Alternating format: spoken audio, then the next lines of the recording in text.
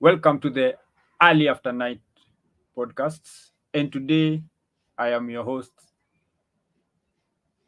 Kamau wa Mwega. Ama ukitaka sana unaweza niita Mr. Good ama Mr. Goody Goody.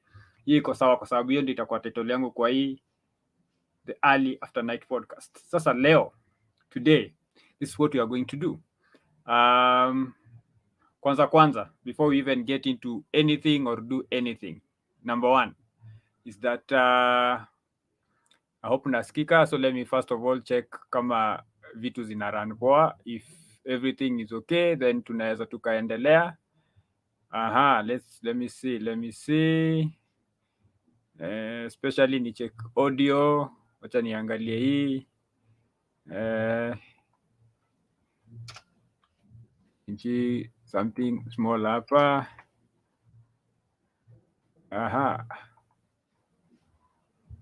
Let me just see. Great. Okay. Hopefully video ina sauti. Let me see. Mtasikia maybe echo kiasi, but bear with me.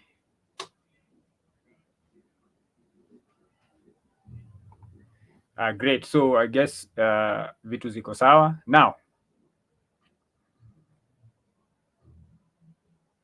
first of all, disclaimer ama wanasemaga nini? Full disclosure. You know, I'm a Sapere, meaning Kiku, and I will struggle with Kisapere. And so let's do this. Zile vitu nitabonga hapa, the things I'm going to talk about here will be labeled misogynistic. Sawa? So this is going to trigger so many people. This broadcast is going to trigger so many people because these are things which we have to talk about. We need to talk about. Hapa hakuna feelings, but pia kama unataka kuleta feelings pia ni sawa. But we need to really talk about these things. So number one, this is going to trigger you. Come here with an open mind. Let us engage. Let us discuss. I'm going to raise issues. Okay? I am not the sharpest tool in the shed. That's number one. So don't come here expecting to get wisdom. Big no. Don't come here expecting to get what? Wisdom. Hapa hakuna wisdom. You're just here to talk. You're just here to engage. You're just here to have discourse. Sawa. So don't come here looking for wisdom.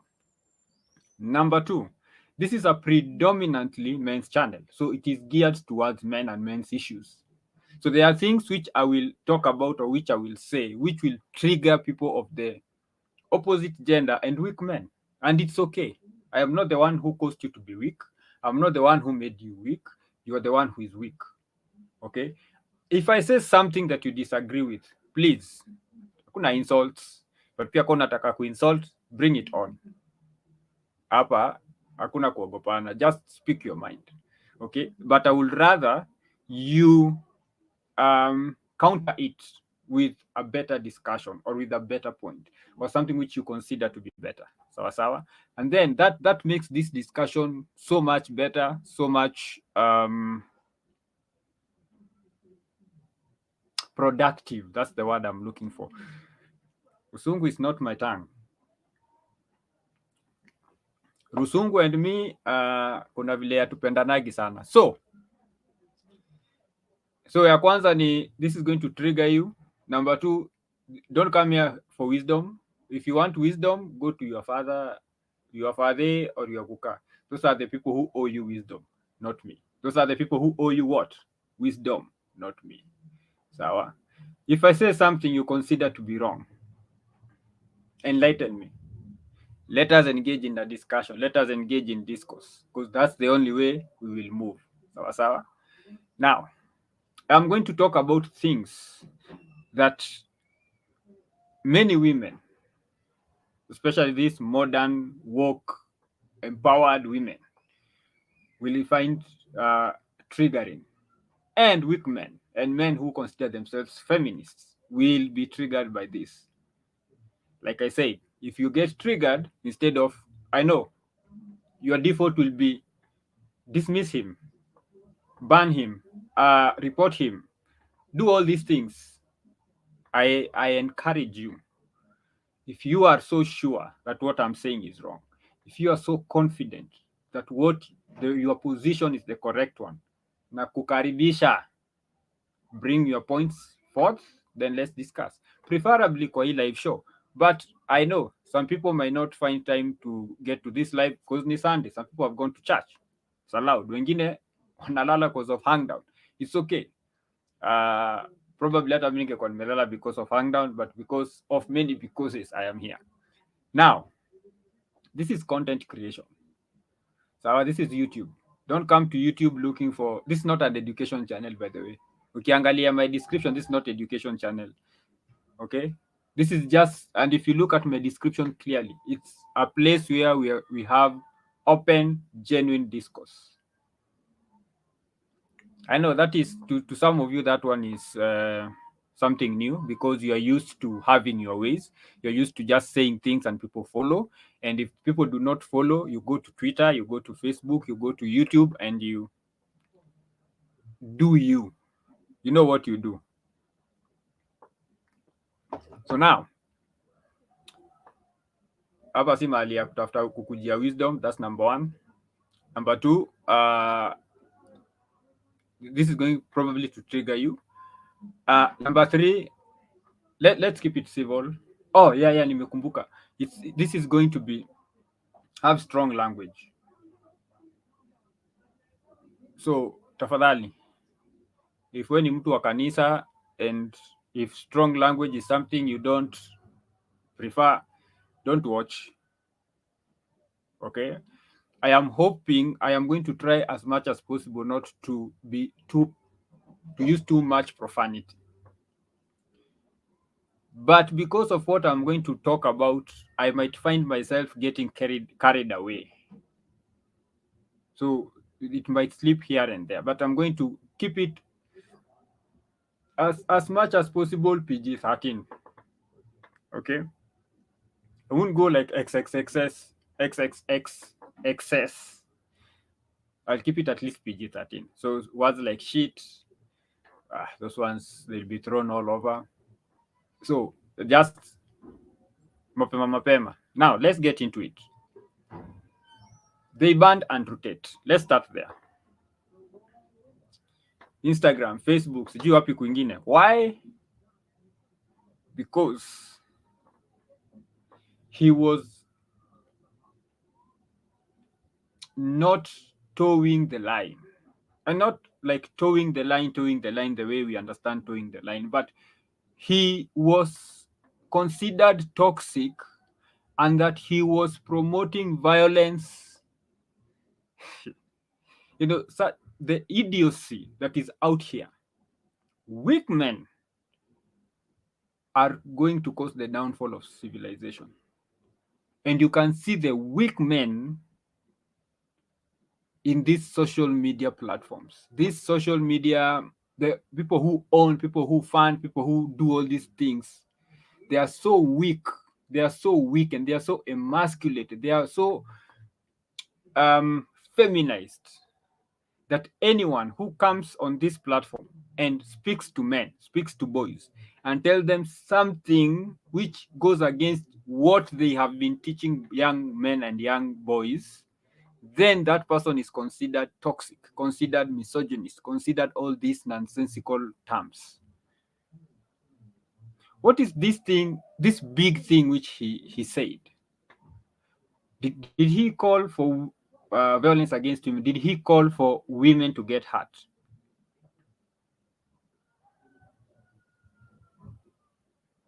I'm waiting for you to show me where.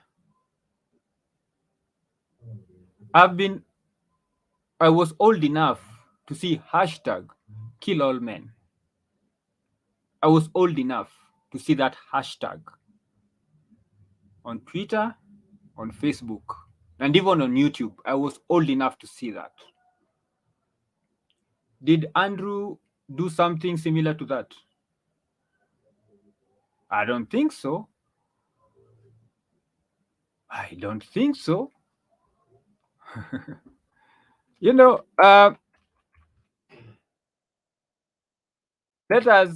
us keep it 100%. Okay? Let us keep it 100%. We cannot accuse people, but that is the MO of weak men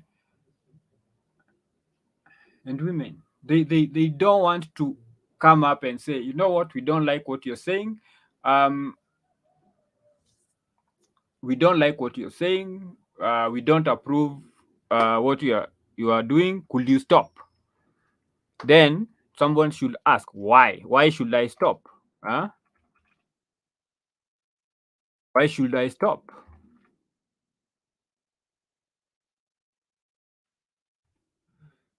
Tell me why I need to stop. Huh?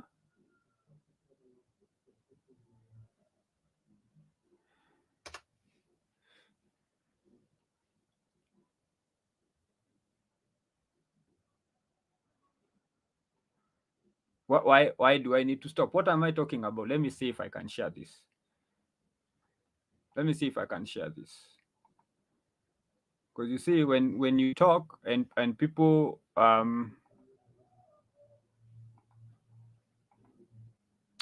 look at this. This is a hashtag on Twitter. And these are men who are complaining about this hashtag. Kill all men.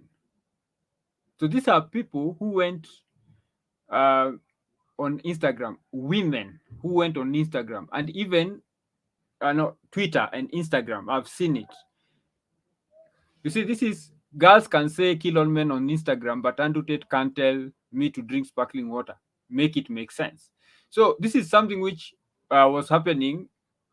Let me see if I can go to Instagram. Let me see if my Instagram is.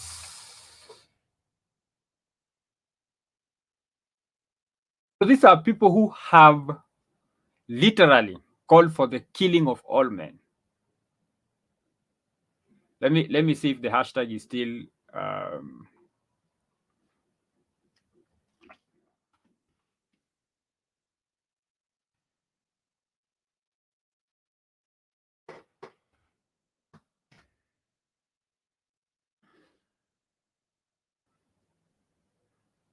Come on, search.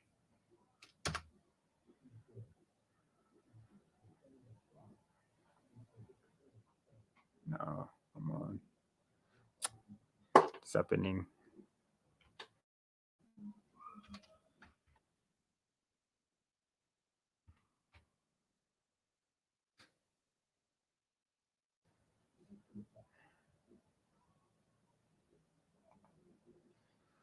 These are people who will go. Look at this. This is even a username. Let me see. Because I'm telling you to see Namuoni. Msijali. This is what we call struggle streaming. This is an account, right? And there was even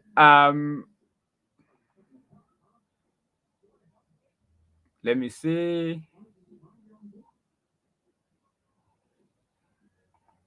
These are all these are people who have been calling for the killing of men.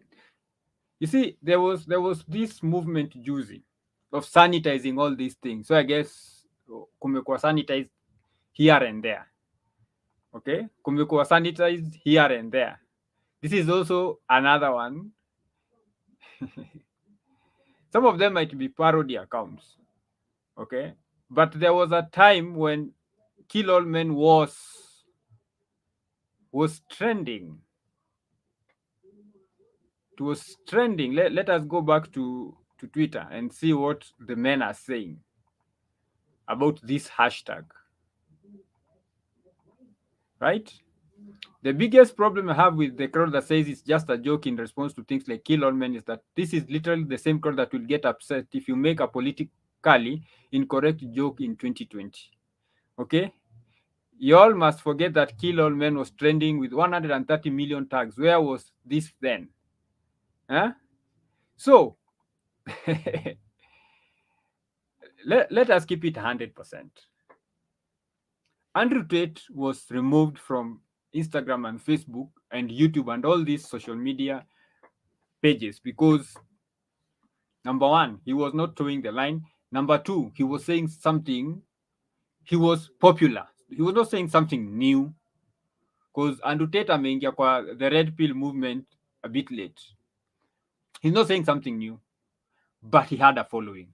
There was a way he would say it, I think, that drew people to him or young men to him. So that's why he had to be cancelled. That's why he had to go. That's why he had to go. So you might dislike him as a person, but now imagine if people were being punished because someone did not like them. Nobody told me when I was signing up for Facebook and Instagram that I'm signing up because the owners of Instagram or the people who run Instagram like me. I looked at their terms of what is it? Their terms. Let's just call them terms. There was nowhere where it said we have to like you. So you might dislike him as a person. You might dislike some of the things he says. But the question is he wrong? If there are some things he's wrong about, is he wrong 100%? Because remember, even a broken clock is right twice a day. So what was Andrew Tate talking about? He was talking about masculinity, bringing masculinity back. Not being a people pleaser, being disagreeable, okay, not being controlled by women, and that last one is the one that really, that is the one that really pinched them. So wakamtoa because they are happy when men are weak. See, this is the problem I have with the society of today. The society, that means weak men have gotten to places of power that now they are the ones who are making all these decisions. The other day, a judge had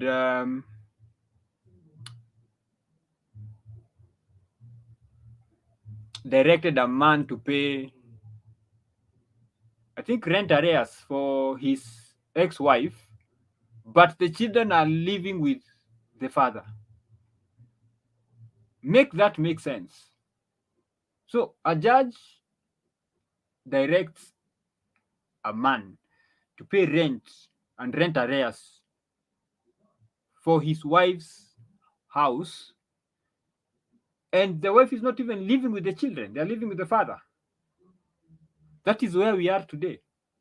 Weak men have gotten into positions of power and they have decided they are going to finish men kabisa. And this is the problem. Women have also gotten into positions of power and have turned everything into mothering. Everything now it's mothering. Okay? Don't play with that. No, don't jump on the table. No, don't go running outside. No, don't run too fast. No, don't go playing football. You're going to hurt yourself. That is where we are as a nation. That's where we are as a people. We are being mothered to death. Okay? If a child gets up on a bicycle that the father bought, and the kid, when he or she is learning to ride, falls and scrapes his or her knee, then your bike hatuendeshi tena because you got hurt. It was just a scrape, but you got hurt. We are not riding that bicycle again. Despite the fact that that is part of the process of learning to ride a bike, falling down, hurting yourself. So the question is, why didn't you get your child that bicycle that has those two wheels hapa nyuma, the ones that wakati ajui kubalance, they help that person to balance.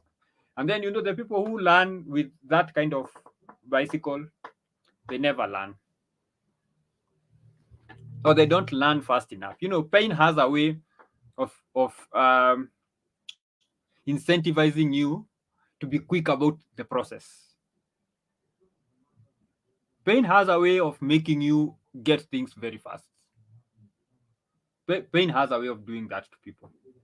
So when a child is riding a bike and they fall down and they feel pain, and not all of them will have broken bones. Some will do. Some will have broken bones. Not all of them will have broken bones. Okay, some will. So you ride a bike, you fall down, you scrap your knee. You ride a bike, you fall down, you scrap your elbow. You run the bike, you fall down, you hit your head on the pavement. You know, you see the way it is progressing. Now you are no longer hitting your knee because you have learned a way to land better. But now, when you're protecting your knee, then you expose your elbow. And then now, the next time you won't hurt your knee because you know, if I fall this way, I'll hurt my knee. If I fall this way, I'll hurt my elbow. So that exposes your head. Okay? So now, the first time you'll learn to roll or to jump off the bicycle before it hits the ground. So you are learning. Then slowly by slowly, you're pedaling, you're moving. Maybe now the problem is in the steering, and then, you hit a tree one time, you hit a tree two times. Maybe the third time you hit somebody, you get smacked. You're learning to ride a bicycle, but women are now murdering us to death. And that's where you see now you can't talk about these things on social media about being a strong man, because now they will claim that you are encouraging violence against women. So strong men, so a man being strong equates to violence against women. Make that make sense to me, because I'm not getting it. Make that make sense to me. So you're mothering the world to hell. And that's why now people are out here saying words are violence. Words are violence. Idiots are everywhere. Words are violence. That person is a misogynist. What did he say? What did he say? That person is nothing more than a misogynist. He's a women hater. He does not care. He wants us he wants the country to burn. Why? Because I said women are mothering the world to hell. And I've laid down why I think that is the case. Because now we don't want to be offended. Words, if somebody, for example, I have this type of hair. If I go somewhere for a job interview and I'm qualified in terms of everything, but because my image does not align with the company, if I am not successful, I'll come to social media and blast that company. You know what? It's because you hate people with long hair. That is idiotic. It is their company. I applied there because they had something that I wanted. And then they realized after talking to me that I had nothing they wanted. Why am I being bitchy about it? Why am I whining about it? I should man up. I should either shave my hair and align and get hired, or stay with my hair and not work there. It's very simple. But now everybody is entitled. Everybody is entitled. Everybody is entitled to work. Everybody is entitled to money. Everybody is not even one money they have worked for. Right? Somebody will come and borrow money from you, and you tell them, I don't have the money to give to you. And then they see you tomorrow with a new phone. Now they are catching feelings. No, I came asking you for 10 Gs and you told me you don't have money, and now you bought a new phone. Yeah. And like, what is the issue? It is my money. I used it to buy my phone. So where is the issue? Where is the issue? You're not entitled to my money. You're not entitled to my time. You're not entitled to anything of me. I give it to you when I want to. I will not give it to you if I don't want to. But women have turned children, because right now there was a time, and this one was very specific to Dettol, and even some adverts like the Omo, these detergents, where her family was a woman and her children. There was no man. There was no man.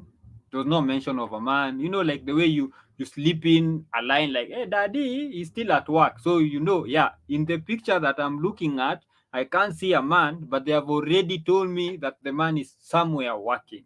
So the man is in the picture, but not in the picture, if you know what I'm saying. He's in the picture, he's part of the family, but he's outside this frame that I'm looking at this time. And then I realized I was looking at the Kenya Demographics and Health Survey about single parent homes. And there is a line I read that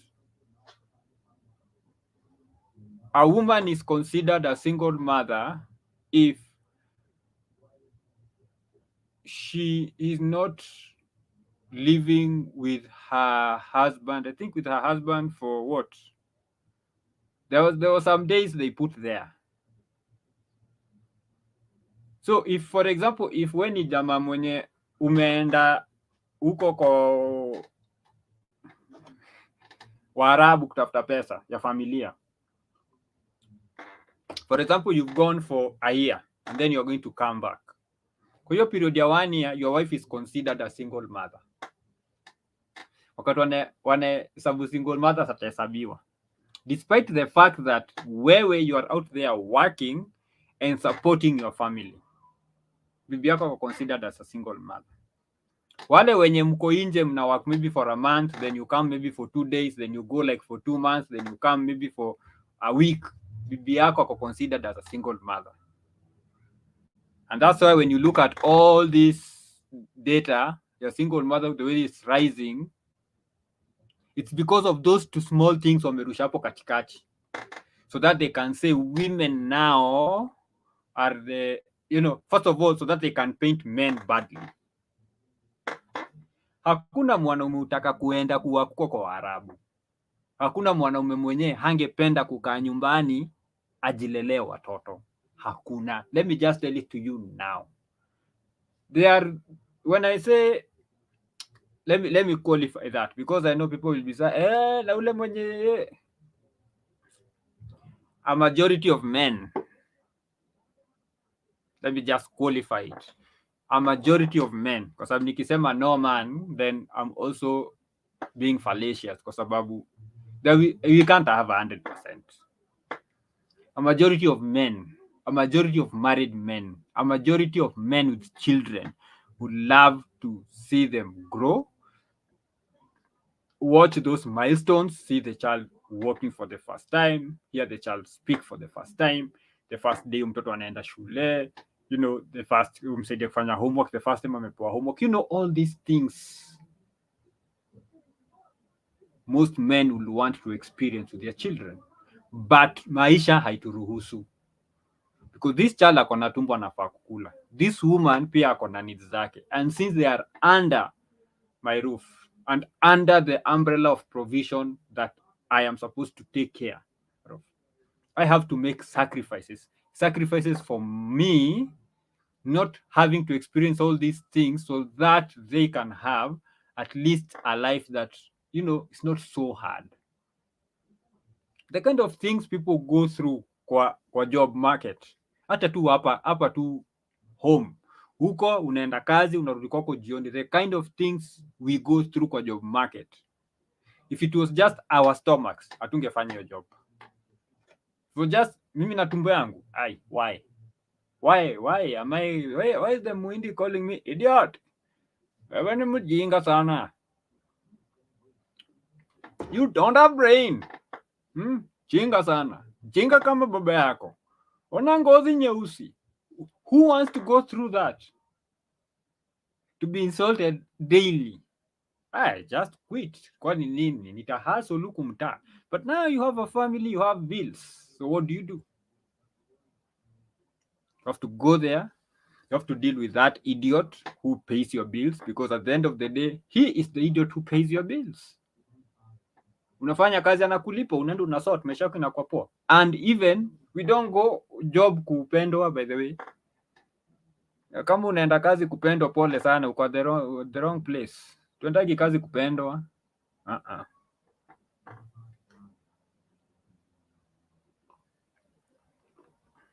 Talking of work, feminism ilidanganya wanawake that men are having it so good huku nje kwa job market that they are missing out on so much. They are missing out on so much. If only you could go and work, you will be so happy like these men. I've just told you we are miserable at work. Many of us are miserable at work. But we have the good sense to stay. Because unless you have a bigger, better deal, then you stay where you are as you're looking for the bigger, better deal. And sometimes the bigger, better deal does not come for years. And sometimes it may never come. So uko sawa. Look, this job, I'm comfortable. It's paying my bills. Watoto wanasoma, bibi yako sawa. Hata kama ataniwacha eventually, iko tu sawa. I'm sorted. I'm comfortable. Okay? And people, women, confuse your comfort na happiness, that we are happy out there working. We are very happy. We are very happy out there working. So they said, why don't we also go there and work? And then they realized that it is hell out there. And now they are making it about them, not realizing that we have been dealing with that shit since time man discovered the concept of work and pay for work.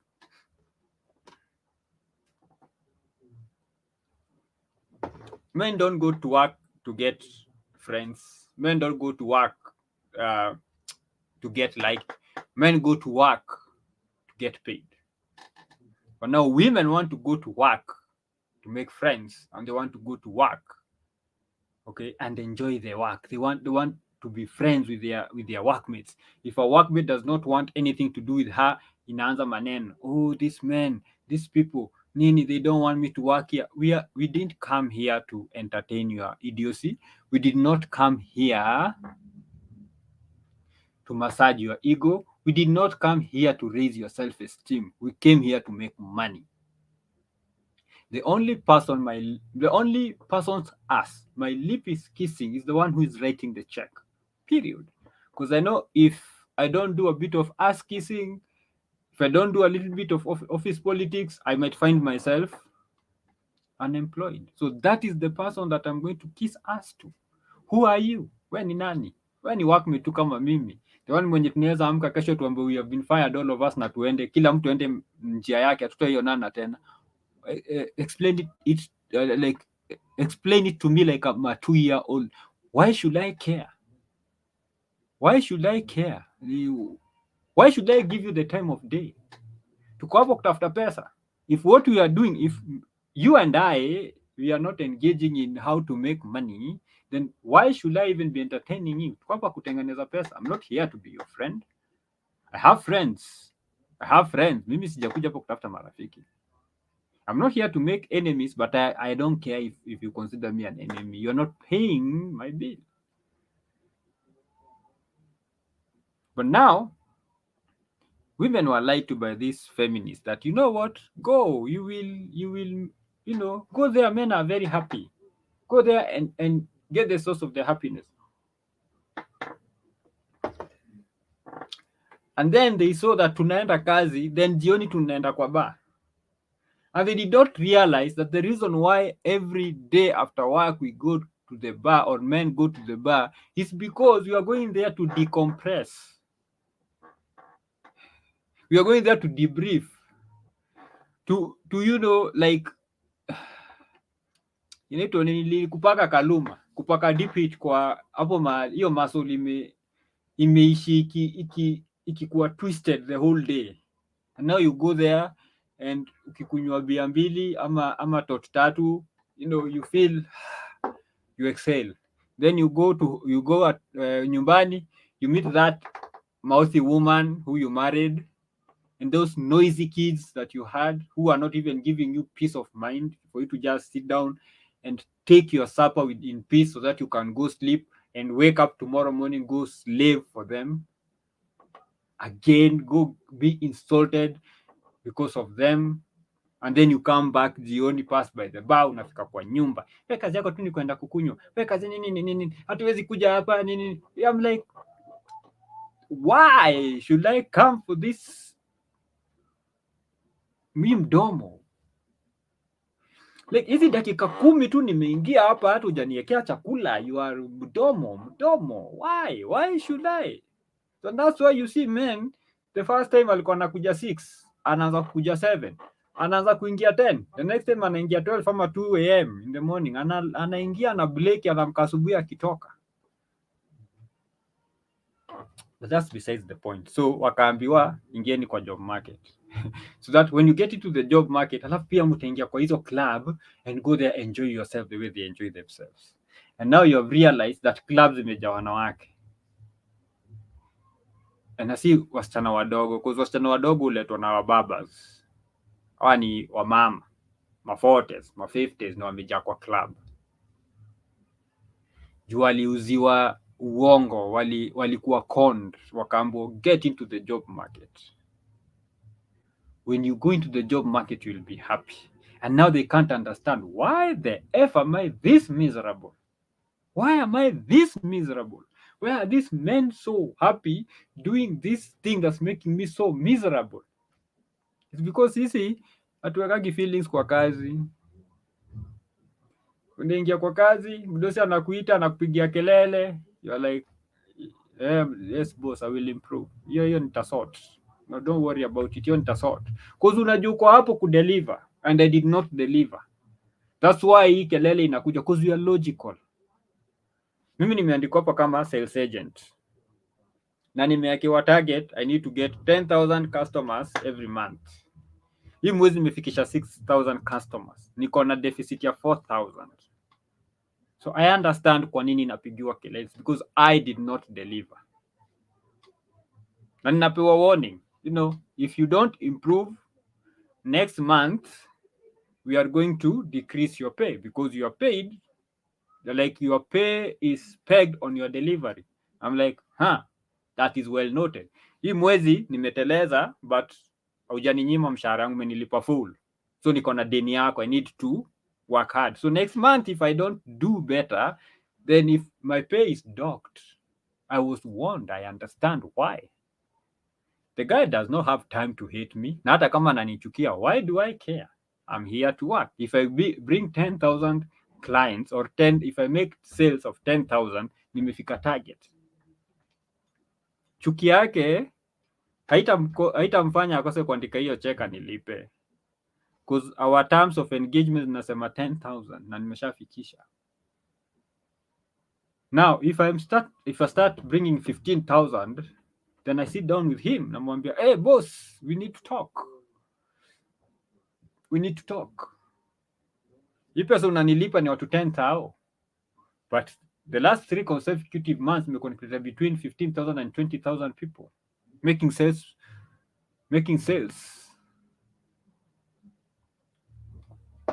We need to review hii pesa unanilipa.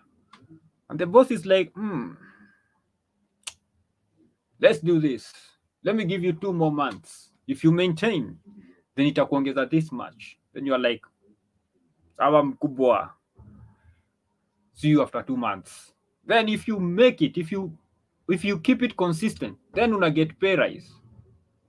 But then you come here, you find a woman who is maybe anatengeneza ana deliver zake, au maybe ana over deliver, but agenda kuambia mdusi, yo bro, nimeangalia contract and inasema this and I am surpassing my target, so we need to review. So mimi nimejipeleka, labda nilikuwa nalipwa kambao, right? Uletwa to 10 Gs, nimefikisha 20, so I'm bringing in double. So sahi wamefikisha ka 35 ama ka 40. Wewe labda unaleta watu 25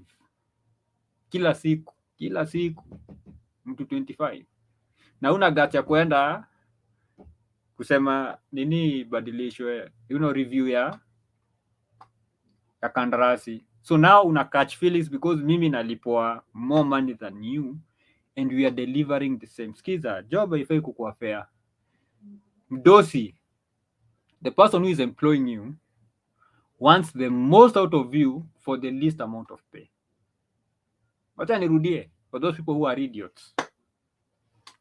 The person who has employed you wants the most out of you for the least amount of pay. And you who are employed, this is your mindset. Sawa? You should get the most pay for the least amount of work. That's the only way things balance out. You as an employee, you're supposed to ask for and demand for the most amount of pay for the least amount of work. Now your employer is supposed to demand the least amount of pay for the most amount of work. So when those two things come, mna balance, right?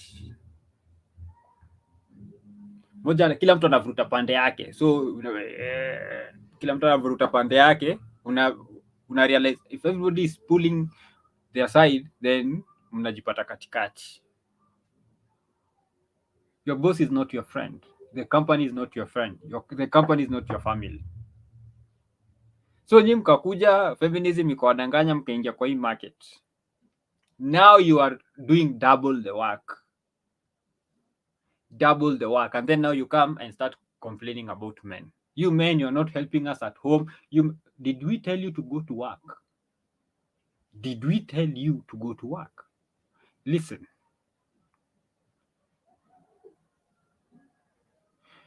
Marriage, watu hutengeneza marriage yao tofauti kulingana vile wako, right? If I and my wife have to work so that we can live comfortably, then we need to sit down and see, okay, mimi nikuje nimwambie, sikiza bibi, mimi working alone I can't afford kukupatia life unataka, so you need to chip in finance, so you need to go to work. And then she needs to sit me down and say, now if because I'm going to work na kuna job ulinioa nifanyage kwa hii nyumba, what do we do about it? Because I got married to you as a woman so that I can have security, not just safety, but also financial security. But now you are telling me that might not be the case because of those valid reasons you have laid down. And I accept and I agree, I understand. So that means I'm coming in to assist you in your duties. You married me so that I can be doing specific duties. So are you going to help me also in doing these duties of mine? Then the man will say, of course I will help. Then the question is, how will you help? Then the man says, you know what? I'll find for you a domestic manager. I will pay for her or him if it is a man or a woman. That will be on me. Or I will pay half and then you will pay half. Then guys are like, agreed, sorted. So the woman does not feel anything, anaenda job, but then anajua part of her pay inaenda ku sort domestic manager. Mi naenda job nikijua part of my pay inaenda ku sort domestic manager. Sorted. But now there are women who have men who don't require them to work. Do not require them to work. The man is good. His money is good. He has made his money. He's good. So you are 50,000, you are 70,000 is not even a drop in the ocean for him. Like it's like a grain of sand kwa beach to him. Like your money is nothing. Even if you gave me your whole pay, like I could be paying you the same amount of money and still do everything in this house and feel nothing. I could take that 100 G's you're making and be giving it to you every month as an allowance, and my money feels nothing.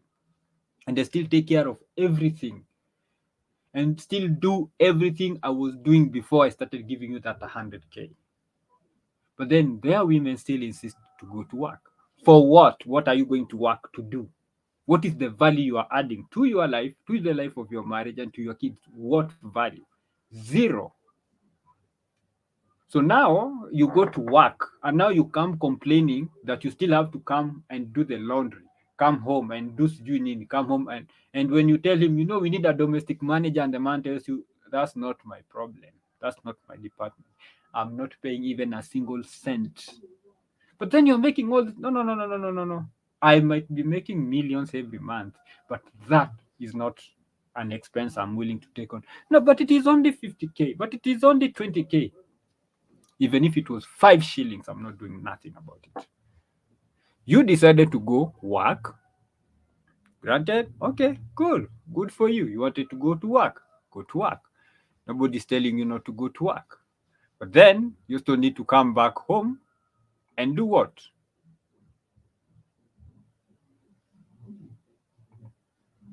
Take care of your duties. Do your laundry. Cook for me some food. Make sure the kids have done their homework. Do all these duties I brought you into this house to do. I don't care if you're going to outsource it, but that's on you. And then they say this man is being a misogynist. He's being sexist. He's diminishing the gains of women. Which gains? So you want to go to work? It's okay. You go work. But then remember, in this house, there is also work that you need to do. Make sure that is also done. So now these kinds of women now have to do double work. And then some of them are not even being paid like that much. Imagine you're going to work to earn 30 Gs, 40 Gs, and you have a man who makes 500K, 600, 700K per month. Like, what is your money for except for your ego? And then this woman will say, you know what? Just in case he leaves me, just in case he leaves you, you're just setting the stage for him to leave you, right? Because he'll sit and think, so what did I marry this woman for? Is she bringing value to my life, the kind of value I wanted? Then if the answer is no, then we don't need to do this. So you are living somewhere in Kitusuru huko hivi, in a mansion with 3, 4, 5 bedrooms. And then the man just says, I think you should just move out. We need to divorce. And then the man, because he's smart, he made sure he has protected his bag. So you are not going to get half. Oh, you're going to get a significant amount of money, but you're not going to get half. And probably you're not even going to get the support because he's going to take it, the children. So you're not going to get child support. And then now you can go live on that 50,000, and then you tell me where in Kitisuru you can get the same mansion for the same amount of money. Your ego told you that you needed to do this thing for you to feel alive. Okay, now go feel alive.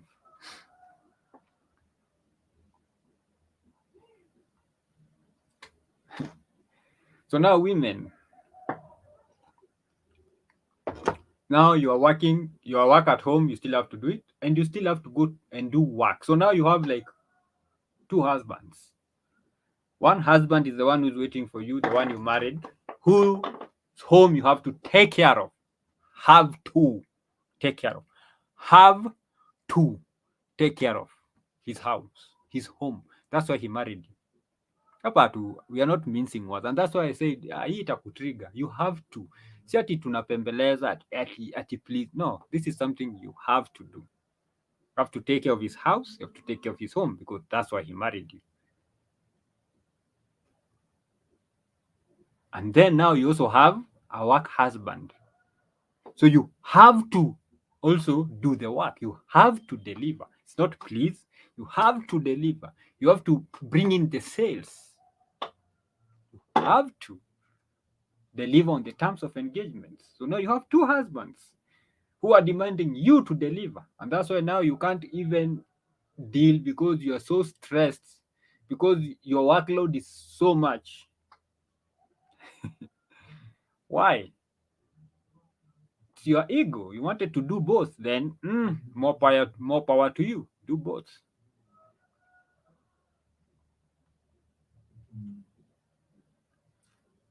Do both. You can't be a successful career woman and be a successful wife. Those 2 things are mutually exclusive. Hizo vitu mbili mutually exclusive. You can't be a successful career woman and you be a successful wife. I've said it. I'm not the first one to say it. I will not be the last one to say it. You can't be a successful career woman and a successful house wife or a successful wife. You can't. Yet memaliza. Moving on. There has been a tendency to blame men for their mental health problems.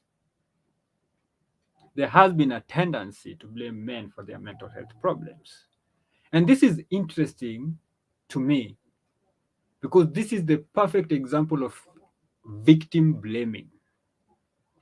You know, out here we are so quick to tell people, no, no, no, no, no, no, don't victim blame. No, it wasn't because of what she was. That's why she was done what she was done.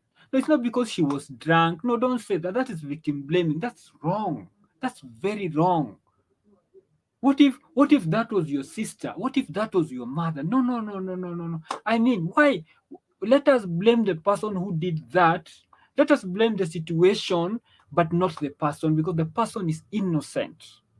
The same person who is running their mouth saying all that shit is the same person who will come and say, wanaume muongee ama mtakufa na hiyo shida yenyu ya akili.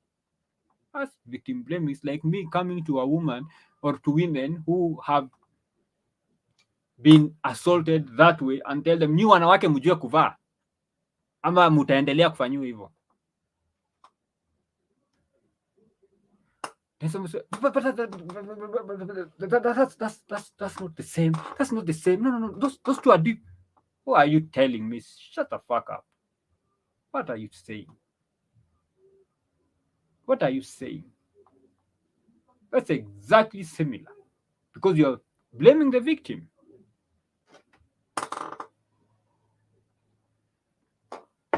Am I saying that men should not go seek for professional help? No, but stop blaming them. Stop blaming them. Why are you blaming them? There's valid reasons why they don't do what they do. So instead of you coming and understanding and, trying to empathize and see the issue through their eyes, you're out here coming with your own syringe that has your own fucked up solution in it, and you want to inject it to people. We are not women. Why are you trying to turn us into women? What the fuck is wrong with you? Talking is a women thing. Talking is a women thing. Men.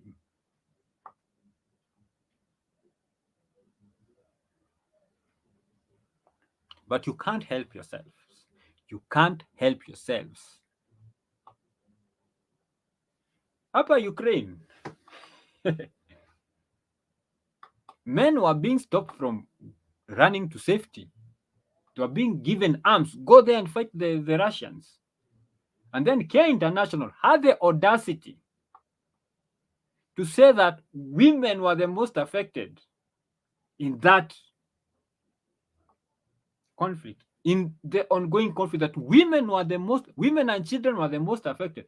Did you see any person giving women and children guns to go and fight? The only women and children who have died in this conflict are the collateral damage. So some missile, a bomb exploded somewhere and women died. Majority of men who are dying in this conflict are in the front lines fighting. So these women and children who are dying is in direct conflict. These other people are dying because of direct conflict, and because it is state sanctioned conflict, they are being forced to go and fight.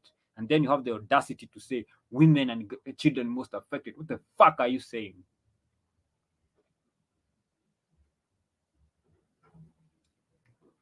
You have minimized the value of men so much that you don't see shit that happens to men. You don't even care. You're out here just, what's wrong with you? Now that's why I said the problem is weak men. Because the people who are uttering these words are weak men. We are not going to entertain that nonsense again. And that's why you see Andrew Tate is being banned, because Andrew Tate is saying, no, no, no, no, no, no, no, you don't have to give your life for nobody. What? No, you are important. You as a man, you are important. You don't have to go die because of other people. Why? And then the people you are dying for don't even appreciate your sacrifice. Your life means nothing. You are just fodder. You're just somebody to be used and dumped. That's it. That's what men are for. That's what the society has, that's the mentality. That's the mentality. We're only good for our utility. And then men are saying, okay, good. You want us because of what we can do for you. It's okay. No, nobody's telling you to change that. No, you're good. Do you? But I will also want to be useful to me. So I will put me first. So if this thing you're proposing is not useful to me also, or to me first, then I'm not doing it. And that's why he's being banned, because that's the lesson he's been teaching young men. And a lot of people are teaching young men these things, and that's why a lot of people are getting banned on Facebook, banned on YouTube, banned on Instagram. A lot of men are being banned, and none of them post hashtag kill all women, like what women did. They just said, so you want me to go work? You want me to go slave so that you can have a comfortable life? Yes. I understand you, but I refuse to do that. And now they are mad because the man just said, no. If I have to die, I'm dying for me, not dying for you. So the man is not saying that I don't want to die. It's okay. If I am to die, then I'd rather die for me. And that's what is pissing them off. And that's what these weak men do not understand. Because they are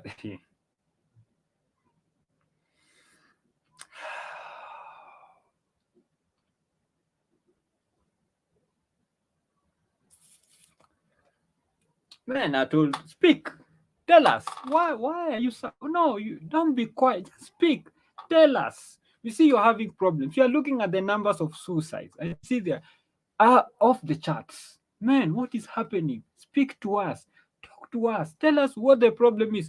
And then a man starts speaking, you are banned. No, you can't say that. No, you cannot say that. You cannot say that. You are banned immediately. What are you saying? What are you talking about? Women have done what? No, we can't say that about women. No. You shut up.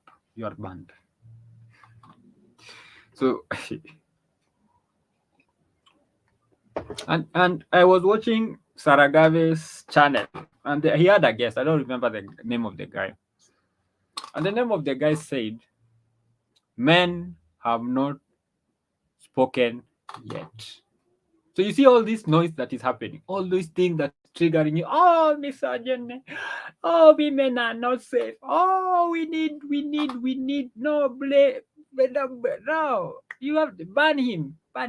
No. We can't have him saying that. He can't say that about. No, ban him. Kevin Samuel didn't speak. He hadn't even started speaking. Every person on the manosphere haven't spoken yet. Nothing has been said yet. So all those things you think have been said, unaonaga the way you get a book, and then there is this dedication. This book is dedicated to my wife, my children, and my editor. We are still there. We even haven't finished that phrase. We are still there. That's just we've just done the cover, like the cover. Now you just turn that page and we are at the dedication. You have not even gone to the acknowledgement. You have not even gone to the introduction. You have not even gone to published by. We are still there at I dedicate this book to. That's where we are at. Men haven't started speaking. We haven't spoken yet. And not because we don't have things to say. We have plenty to say. Because when we are just men, we say them. When we are just men, we say them. And that's why there was this period by the Me Too movement when they were talking about locker talk. And they were pretending that the only thing men do in locker talk is just to insult women and talk ill about women.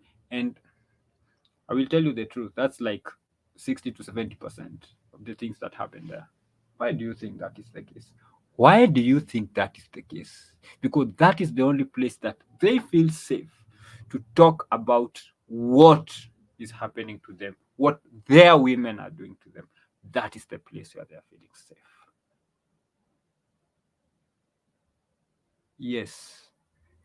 So if you are part of a men's group and men do not talk to you or in your presence about sensitive issues, it's because you are a weak man. They don't trust you. You have probably been preaching to them about how good women are, about how unfortunate or how bad men are, how patriarchy has been the problem,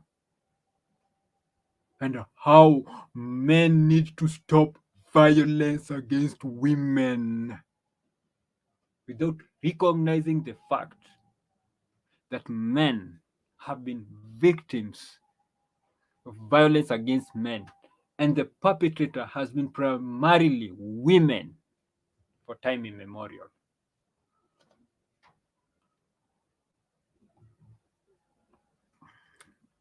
Imagine this. Imagine a society that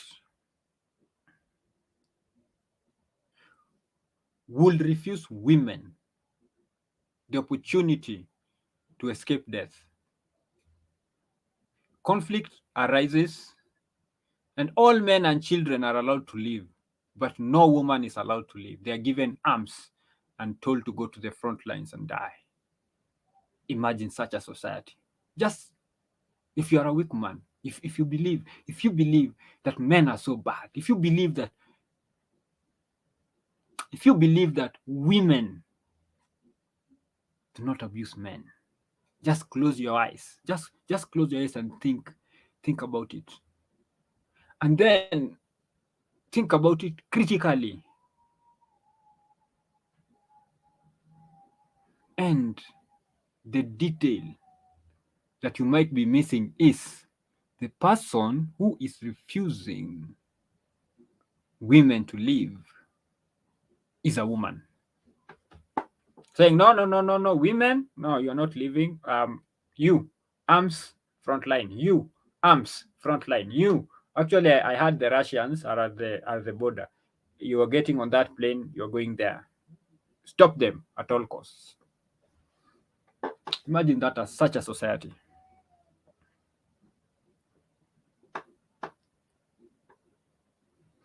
And I know now somebody will be saying, but the person who is stopping men from going is other men.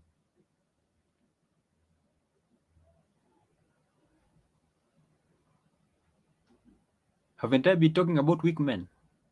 Who do you think weak men are a product of? Women are the primary, what is it called? They teach culture. They're the people who spend majority of their time with the kids. The person who spends the most time with children is women. So if you see a shitty boy out here, a shitty man, a shitty woman, that's a product of a woman. That's a product of a woman, straight up. If your wife does not respect you, don't even go asking her husband, the mother. Don't go asking like the father, the mother is the problem. because the mother spent most of her time. The mother is the one who taught her to behave like that. If you see a man who's out here violating women, guess who taught him? You don't want a woman. His mother. His mother taught him that. I know, you don't want to hear that. You don't want to hear that because you know, oh, patriarchy, patriarchy. You just want to clutch on this mythical thing called patriarchy. And then you ask, where was the husband when the woman was doing all this? He was out there working to ensure they have food on the table. God damn it. So you're going to blame the husband if he's gone to provide, and then you're also going to blame the husband if he stays home and doesn't provide. You have to pick one. I mean, you pick one. Pick one. Pick one. It's either it's good when you're out there providing for us, so we are secure financially, and I can raise my kids, and they can go to school, they can have, they don't have a problem, they can go to hospital and take care of their health, etc, etc. Or you know what, stay at home, let's suffer, let's go hungry, don't provide anything, we are good. If you get something, good. If you don't get something, we are happy. You have to pick one. Can't be you are damned if you do and you're damned if you don't, because that's where men are at the moment. That's where you've put us. If we don't do it, it's bad. If we do it, it is bad. And that's why you can't stand people like Andrew Tate who say, fuck him. Man, do you. If staying at home is what you want to do, stay at home. If you want to go to work, go to work. Do you. That's why they are so mad, because now the man, they can't control the man.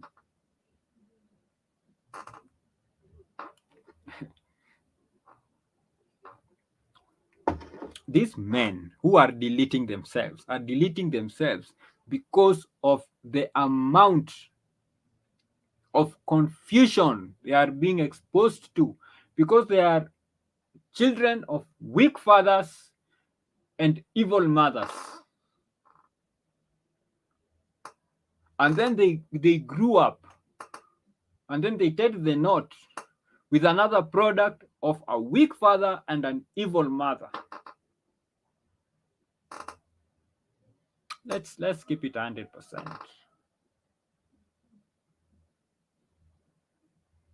Are you triggered yet? I understand if you're triggered, but then show me where the lie is. Then we can examine that lie. Just show me where the lie is. Show me where the lie is.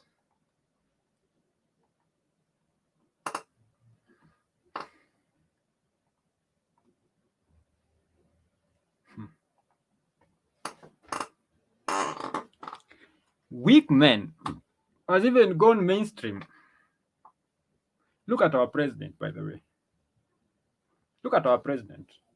Look at his behavior the last couple of months.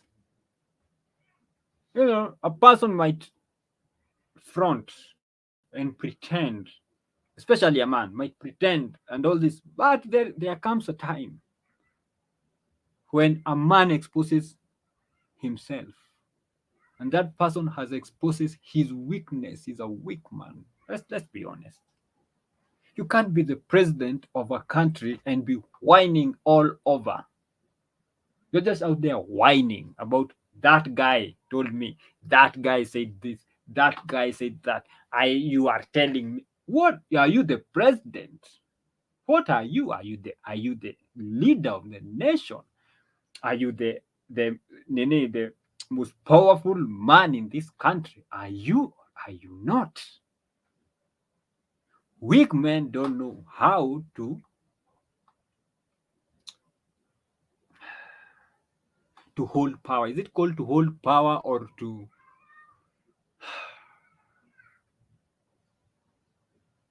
operate with power? Because if you give them power, they turn it into dictatorship and tyranny. Strong men know power is a very important thing. It is important, but it is not the end goal. Weak men, their end goal is power. Weak men and women, the end goal is power. Why am I saying weak men and women? It's because how many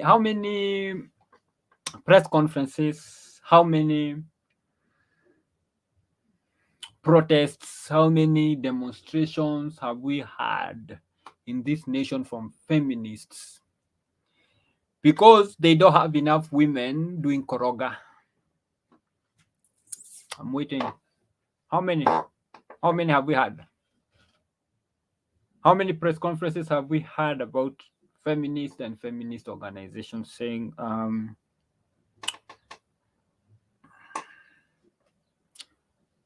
we are gathered here today because of something very important that we want to address. It is unfair, and it is a continuation and a blatant exposure of patriarchy and the hate for women and the sidelining and discrimination of women. To see that when there is a mjengo happening, women are not allowed to be the ones transporting the kokoto. Women are not allowed to be the ones carrying the simiti. Women are not the ones carrying the sand to the mixer. This has to stop. We need more women in these works. In fact, we are advocating that a majority of the people who do this work be women, because we are strong. We are strong and we are independent. We will not allow this. We will not agree with this. And we are calling on the president to table a motion in parliament that will compel all contractors, whenever they are hiring people to do koroga, at least 50% of them be women. And we are tired of women being put in water duties. That is very disrespectful. It minimizes our strength. We want to be pale kwa kokoto, especially. And we want the ratio of men to women be 6-4. 6 women, 4 men. Hapo kwa kokoto. As we work towards hizi vitu zingine. For men, we call on you to take up the water duties and allow women to take care of the rest of the other duties. Also, when we are the transportation and carrying of the stones, the building stones, we have realized that women are not engaged, especially when the building is multi-storied and the labor is human labor. We are calling also on contractors to hire more women to carry these stones, 5th floor, 6th floor, 7th floor, 10th floor, whichever floor, 20th floor. We can do it. Women can, because we are strong and we are independent. We do not forget that also plumbers, majorly are men. We want to call all technical institutes to put in place measures that will encourage more women to join in these courses.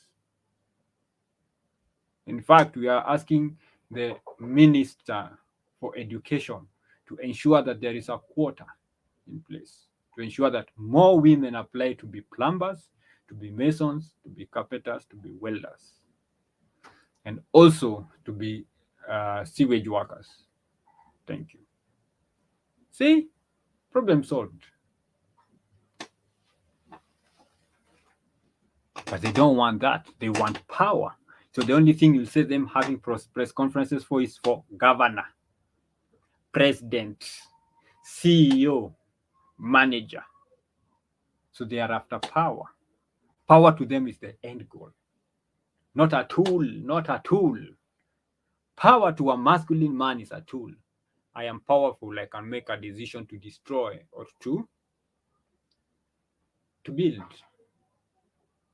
It's just a tool.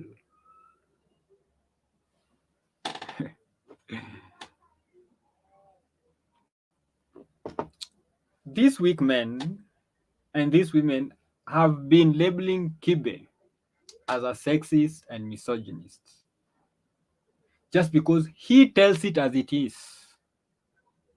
Men, control your dicks. That's it. Men, control your dicks. Because if you control your dicks, then no woman will control you. And that's why they hate him. They can't stand him. Oh, he hates women. Oh, he hates women. He has nothing positive to say about women. He just, where's the lie? If a man controls his dick, then he controls his life. No woman can control him. He's giving men tips on how to stay in their frame.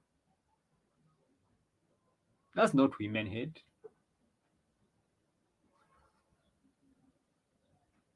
But because you cannot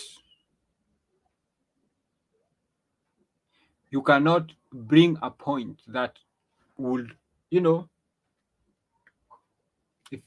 it was a debate, you don't have a rebuttal to what he's saying, because you control men with your vaginas, and the thing that goes into the vagina is the dick. So if the man controls his dick, so he has taken the dick off the table, then that means your vagina has no more powers. And that's what is pissing you off, because that's what you've been using to trap these men. And now you go taking your vagina to a man, it's like, no thanks, I'm good. And if you say that to a woman, she's like, are you gay? Like,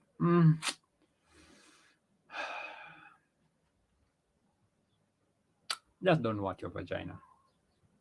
If that makes me gay, then okay.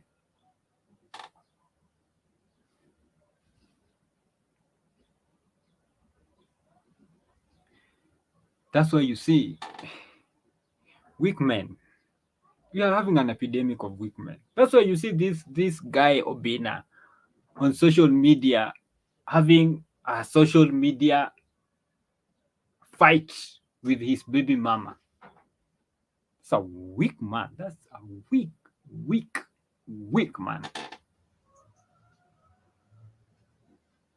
You remember there was a few months ago, this guy was Bonfire Adventures, when his wife decided to go start the social media drama. What did he do? He ignored her. So she went even to media houses and published all these nonsensical things. They just ignored her. He only dealt with, those issues, with issues. She claimed that I did this, that is wrong, this is wrong. I am good. What she said here is a lie. What she said here, he did not get into drama. It's like, she said this is the position. She said this, and he did not even go into these deep details. So when she was going into media houses, he did not go into another media house. When she was putting sijui, she was going into our sijui ni wanitaka social, like some influencers sijui nani, he did not go into. He just, what happened say mwisho, human had to come out and say, I want to ask my husband to forgive me and take me back. I see where I went wrong. As a man, don't get pulled into that drama. That's women shit. Let the woman do her shit. Give her a month, give her a year, give her time. Just focus on your life. Focus on the business. Focus on building yourself. She will go. There was a time when she just got to be too much until now women started to be against her. Like, what the fuck are you telling us about your husband? Who cares? We have other things to. We also have dramas with our husbands and our boyfriends. What makes you think that we care about your drama? because it is only sweet for a minute, and then if it is just one side and the other side is quiet, it gets old so fast because she has already made all her claims. Now she's being repetitive, and people don't like somebody who is repetitive. As long as you don't come in and add wood to the fire, it will die. It will die out. It will die down. So, Obina, you're weak. You're weak.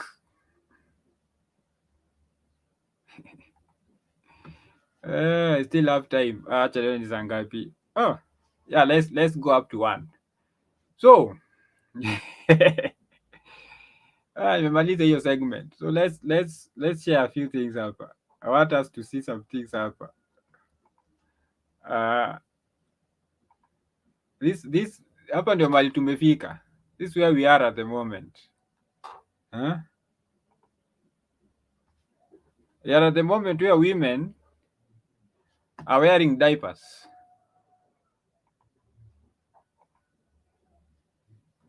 Eh?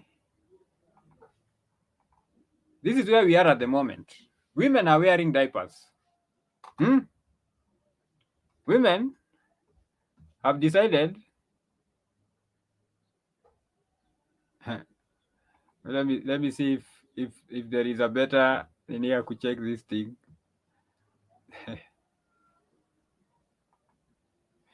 Uh-huh.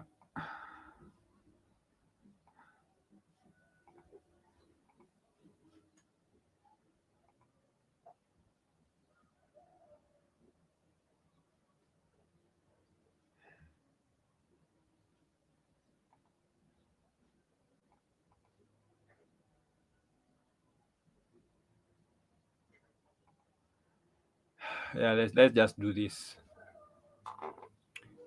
So this is what. Yeah, nice.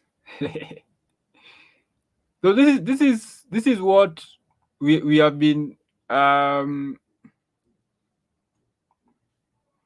This is what we are being need to. Let me see if we can make it bigger. And you have here, guy, okay. Anyway, so this is what now women have resulted to. Hizi I think hizi ni zile bandika, zile haga za kubandika.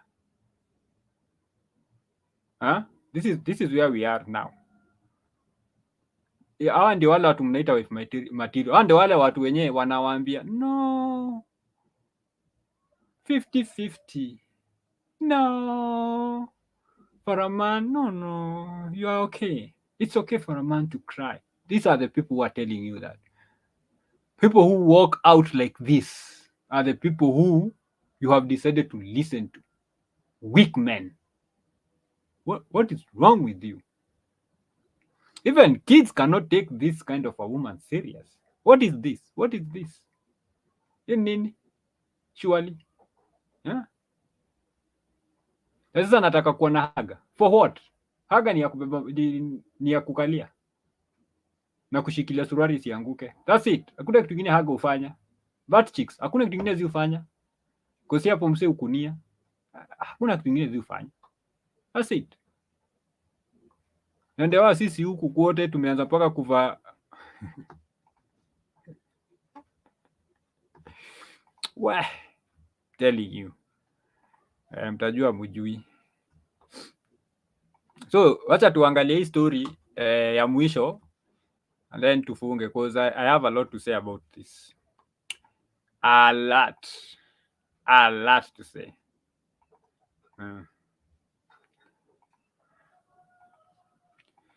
So there is this woman who was a secular music artist, akajiokokesha, and now she's like sijui ni pastor, reverend ama ni bishop. Sasa amewacha bwana yake na aka move out of the matrimonial home, and worst thing ni hii. Angalia hapa. Says 8 was angry and she decided to move out with her children. Now this woman, this woman has been, si nimekwambia alikuwa this what is it called, this bishop sijui aga what aga k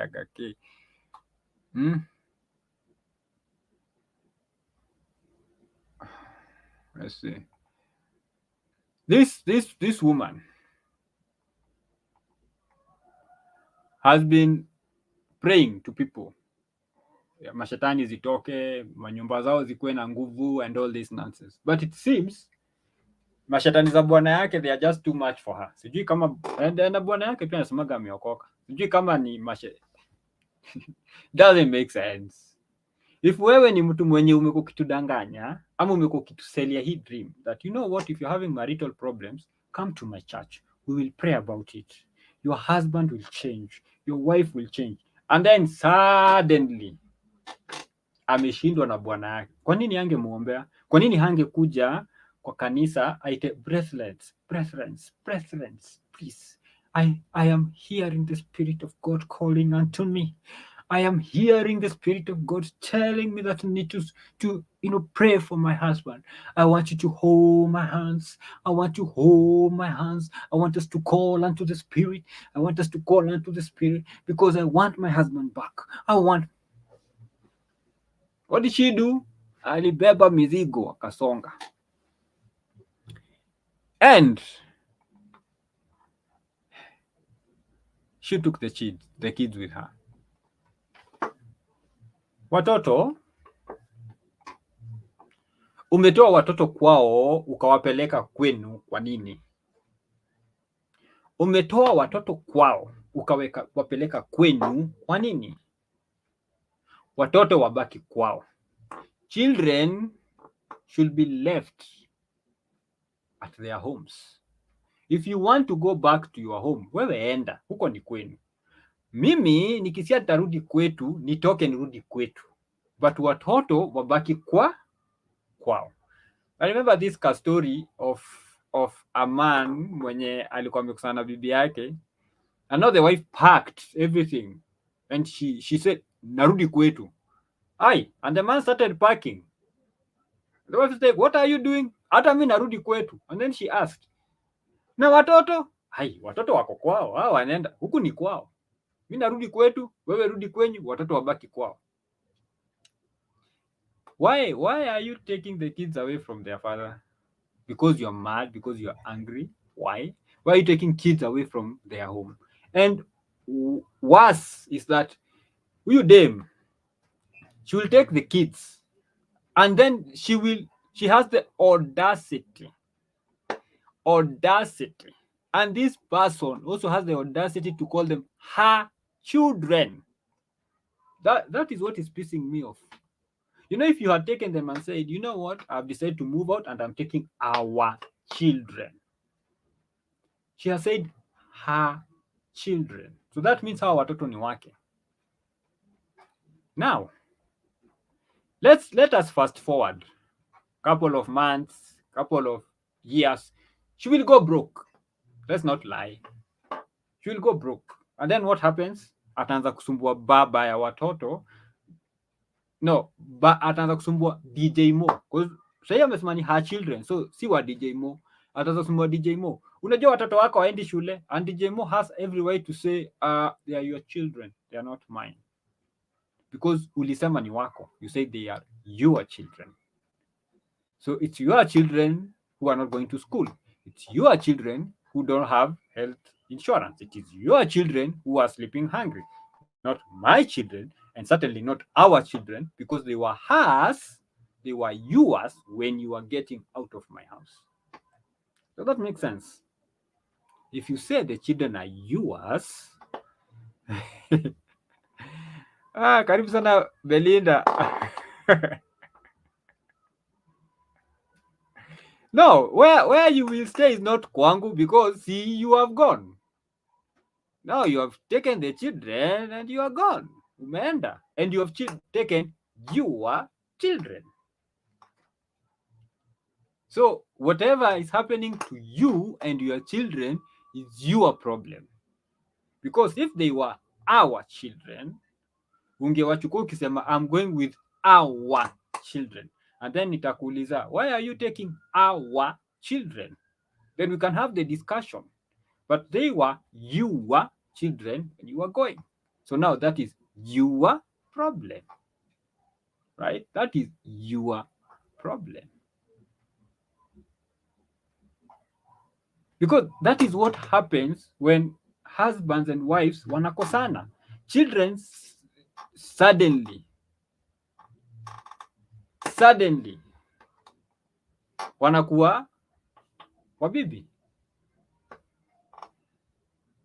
No, kwenye wanaenda si kwao. Like, let me just give you this scenario. If when watoto wako shule wanasemaga wanaenda wapi? Naenda nyumbani, naenda kwetu. So kwa kina watoto ni hiyo nyumba yenye kona bwana na bibi. So if you take the children and you say they are your children, you are going with them kwenu. So you are taking children kwenu, si kwa kina watoto. Kwa kina watoto ni kwenye unawatoa. So that is actually kwanza ni child abduction. At when the woman is working out, why don't you as a man fight for the kids? Why am I expected to fight for the kids? I mean, why are we even having this discussion? Why am I expected to fight for the kids? And this thing is what drives men crazy, and especially me. Why am I expected to fight for the kids? They are my children too. They are our children. Nobody is telling you as a woman to fight for your children. Where are you putting me in a position where I have to fight for my children or fight for our children? Why? No, if you have decided these are my children, I'm going with them. They are your children. Go with them. Ukifika huko ukirealize hawa watoto pia ni wa huyu mzee, then you will come back and we will discuss that issue. Why are you expecting me to fight for my children, for our children? What expectation is that? If mi na wewe tumekosana, it's okay. Mi na wewe tumekosana. This is a me and you problem, not me, you and the kids. This is a me and you problem. So you should be asking me, why am I not fighting to get my wife back? Not fight for my kids or fight for our kids. That's not an issue. I should not be expected to be fighting for our children. And this is something which I don't know who has lied to women, all these things. And that's why you see most men, you just walk out and go with the kids. It's like, okay, bye. And then one week down the line, hata uulizagi watoto wako aje? No, ulitoka hapo kusema watoto ni wako. If watoto wangekuwa wetu, you should have been wise enough. And we have this discussion. Now that you and I, we have issues. And I feel I don't want to be in the same house with you. What do we do about our children? Because they need their father and their mother. What do we do about our children? See, that's wisdom. That makes the two people sit down and say, okay, this is a challenge, right? Because you don't want to be here with me, but still these children need me in their life. So what do we do? Then you can have that discussion. You don't take the kids and call them your children and then tell me to fight for what? I'm fighting for your children. Does not make sense. I'm supposed to fight for your children. I can only fight for our children, the children that I have a stake in. But since you said those were your children, okay. Ni aje, unajua watoto hawajakula? Watoto wa nani? Watoto wako. Watoto wangu wanafaa kukua hapa kwangu. Hapa kwa nyumba yangu kuna chakula. That's the correct answer.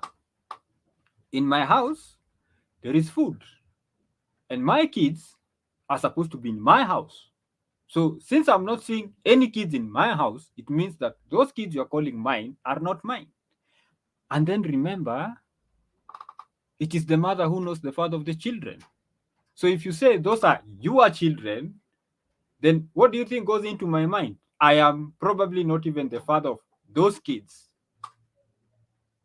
So now you are opening up a whole new can of worms because of idiocy, because of a very simple statement as my children, her children.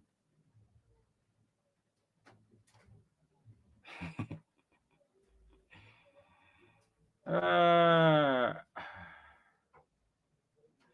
and then see this idiocy. See this idiocy. Where I'm telling you, there are so many people out here who are idiots.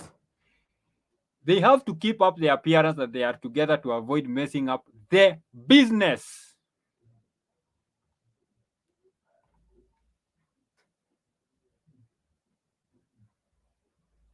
The business. That's what they care about most. So we have to pretend to be together, not so that our kids don't have this thing where we are like playing ping pong with them. Enda kwa baba yako, baba enda kwa mama yako, baba kwa mama yako, enda kwa mama yako, sijui nini nini nini. They're just doing that business. So they don't care about kids.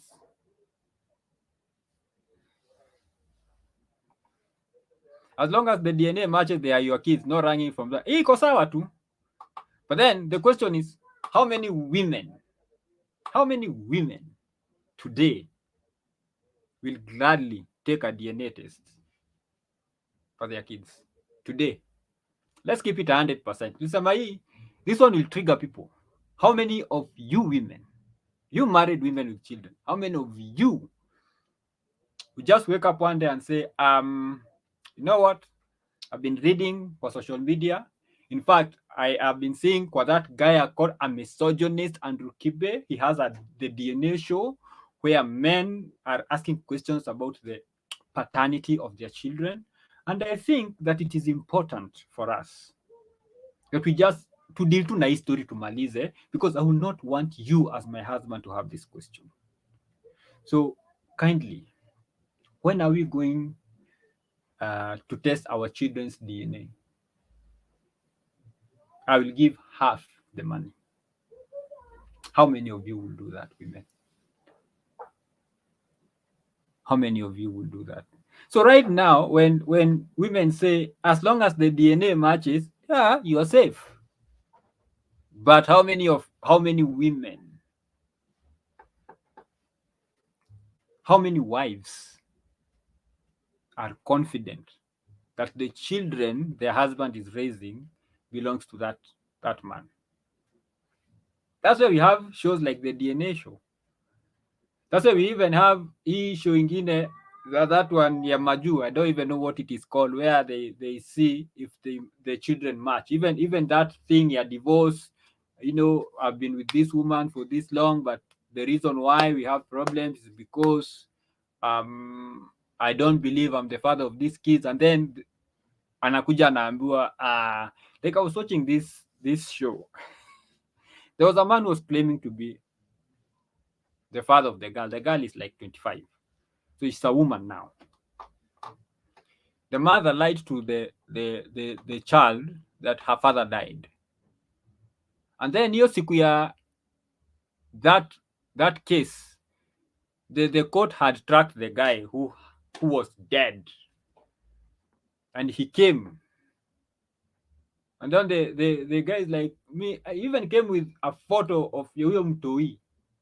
Me, I've loved you. Sijui nini. There was a lot of issues because that guy was like shady as fuck. That guy was creepy. But notwithstanding, so there was a guy who's claiming to be the father of this kid. Then there is the father that there's the man that the woman claims to be the father of this kid that died, who is alive. And then eventually the DNA showed that these two men were not even the father of the child. The father of the child was the brother to this guy who allegedly died. So the brother was the father of this child. So it's not like men don't understand these things happen. We know these things happen. Some men are willfully ignorant. Some men just say, you know what, I really don't want to get into that. Let's just move on with life. Some men are 100% sure, like, the way my wife behaves, I'm not sure about these kids. And those are the men who will secretly go and DNA test their kids. We have seen enough videos kwa social media where a woman is being given a present for her birthday or anniversary na kumbe ni DNA test hapo ndani. And then akifungua anaona the results and then she's like, no, let's talk this out. Sijui nini, you can't do this to me. So why hata tumetoka story ya DNA ndio imetuleta huko. Tulikuwa tunaongelea about this idiot or idiots who have decided that they want to fake being together for the sake of business, and they have kids. So the kids are not featuring into this thing. And why do you think we are having fucked up children? Why do you think the society is fucked up like it is? It's because of this kind of people. This kind of people are the ones who, for me, if you ask me, ni watu wenye they should not be allowed to procreate. In my humble opinion, kind of people should not be allowed to procreate, because now they are raising the next generation of fucked up people. That's what they are doing. These children will grow up to be messed up. These are the people wale kama ni maju who go and do school shootings.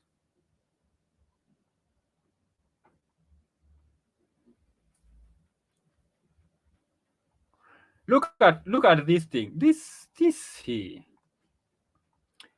woman. This so-called reverend. Nani anaendaga kanisa huyu mumama? Nani huyu anaweza enda kwa kanisa huyu mumama? Who? Before I matured into a lot of things, I used to overreact. Hata kuna day in 2016 nilifungia Mo nje. Alikuta vitu zake zote nje na mlango nimefunga. The audacity, to use the words of Bishop Andrew Kibe. The audacity. Mimi unifungie nje ya nyumba yangu, alafu nipate umeweka vitu zangu nje ya nyumba yangu. Nje. I know kuna watu watasema, nitavunjia mlango. No, come on. I mean, nimesemaje? Be strong. A strong man does not involve himself in such idiocy. That is idiocy of the highest order. What are you doing? Just go get a canter and take your things and leave. Simple. Kanta ama pickup, na kama uwezi unatafuta mkokoteni 200 bob ama 500 bob, unabebewa vitu. Wakati atafungua hiyo mlango atafute vitu akose. Ambiwa baba nani alikuja na gari na ikabeba vitu. And then let's start the discussion from there. When you call me, uko wapi? I'm like, wewe ni nani? Who are you? I am your wife. Which wife are we talking about? And can you please define who is a wife? And what type of a wife are you? Today we are keeping it 100%. Najua hii kitu itakuwa reported. Itakuwa reported. For sure. Let me see what Benita anasema. Mwega, when men allow women to walk out with the children because they can't do half of what women do for these kids every day. For them it's a burden and men assume I rather co-parent. What is this burden you women? Belinda, can you be specific? Let's be specific. This is a very specific show. Let's not be doing vague stories. What is this thing? What are these things that you are doing for these children? What are these things that you are doing for these children that you expect the man to do half of, or you expect a man to, or you don't think a man can do? What are these things that you're doing for these children?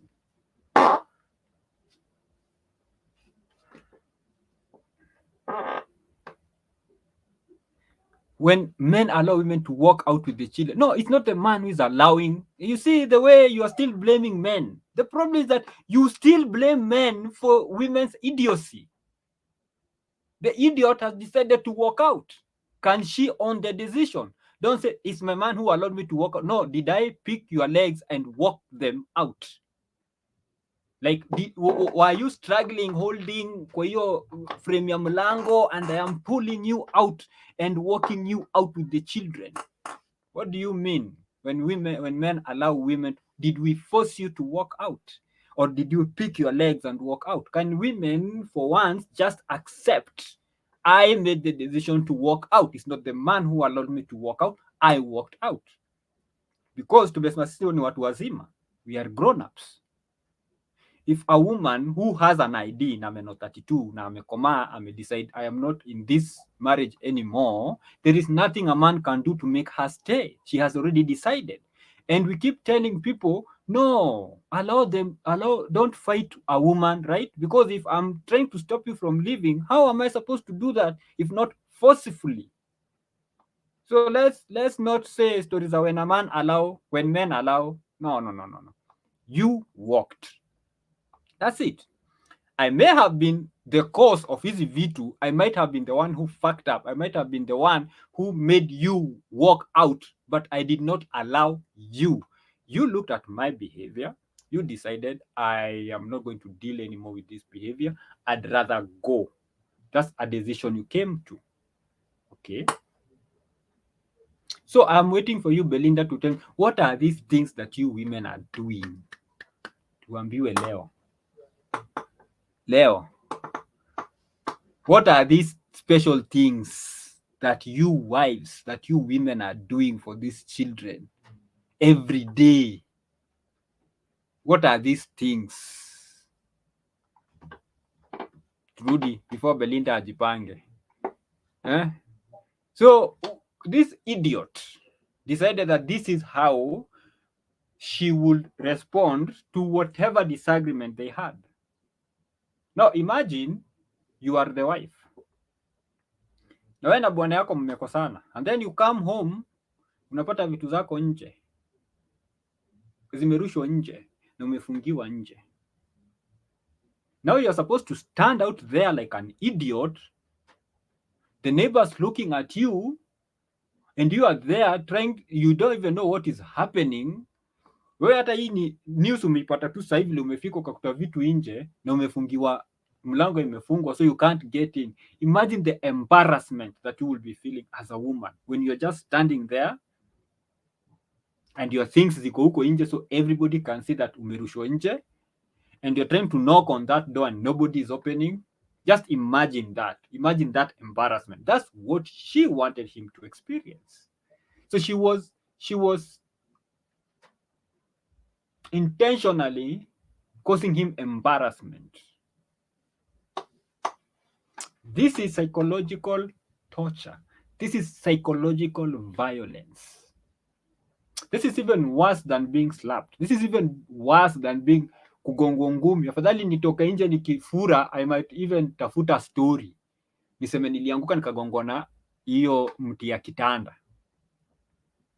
But you embarrassing me in front of all these people. Mwanaume alirushiwa vitu nje na bibi yake.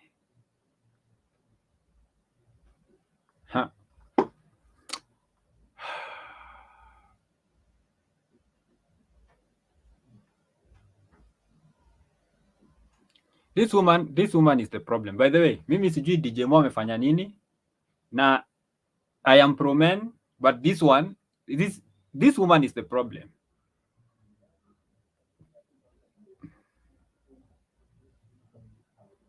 You are a husband to a freaking DJ.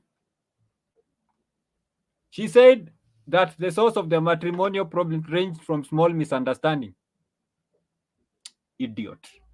Phone calls and conversations that DJ Mo would engage with nefarious people. Understandable. To her husband constantly coming home at odd hours. You are married to a fucking DJ. Ni DJ mgani anafanya kazi mchana? Ni DJ mgani anafanya kazi mchana? Stupid idiot. Haki sasa nimekuwa triggered. That is like kuolewa na mtu wa mjengo and then complaining that mtu anaenda mahali kuna mijengo. Huyu mtu anashindaga tu mahali kuna construction.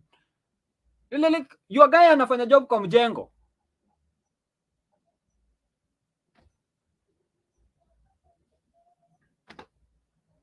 Or being married to a farmer and then complaining that the guy anaonekana kwa shamba. Huyu aki hata sijui nitafanya nini, huyu bwana yangu anashindaga tu kwa shamba. Bwana yako afanya kazi gani? Unajua bwana yangu ni mkulima. Like, what idiocy is this? Anyway, acha nimalize story. I'm getting triggered. So, Belinda umeshindwa kuniambia ni nini hiyo, kwa nilikuwa nataka kukutarget leo. I'm not holding host. Leo I'm not taking any prisoners. For this one, I'm not taking any prisoners. Anyway, let's meet leo jioni. We are having our usual live show discussion 8 to 9. Tunaongelea story ya single people and the reason why they are single. You know, trying to have this engagement. So mimi mdomo yangu sitaongea sana because mimi nitakuwa host. I'll be there smiling and you know encouraging people. I will be very PG. You won't hear the Fs and the shits and the ones that you have had kwa issue ya mchana. And then 9 to 10. Yes, hiyo ni ya married people and people in serious and long-term relationships. And the topic is when your wife compares you to other men. I know it will be lit. It will be lit. Asante sana Belinda kwa kujoin this mchana one. There were a lot of things I had to take out, get out of my mind. And if you watch this whole thing, I just started na vitu tatu. This is not a show for wisdom. So if you want your kupata wisdom, you go to your guka or your father. I'm not the sharpest tool in the shed. So if I say something that you disagree with, let's engage in a discussion like the way Belinda has done. She's said what she said. I've said what I've said. Yote ni in good nini hapa hatu wapigani. We are just discussing, engaging and banter. Alafu pia hii nilisema hii itakuwa XXX, itakuwa na strong language and as you have seen, and I said I'm going to try to make it as less to use less profanity. I thought I'll do this for an hour, but me and my kinwa, it's almost 2 hours. So I'm ending this one. So tupatane 8. I'm going to have guests, and at least I nimeweza ku work on the camera. I found a way.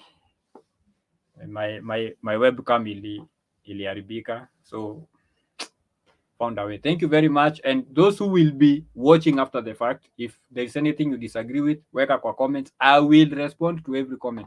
At least nime respond kwa live, so I will respond to every comment. Raise an issue.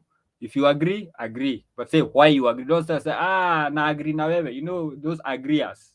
Venye huyo amesema unaona, no, just say what do you agree with, because I know I've said a lot of things and maybe most of them are wrong. So you can't agree with everything I've said. And if you disagree, don't say, na disagree na yeye, because like I can't also be 100% wrong. Like I said, a broken clock is also right twice a day. So tuonane jioni and nawapenda sana. Tupatane. Belinda, thank you for joining and kwaheri.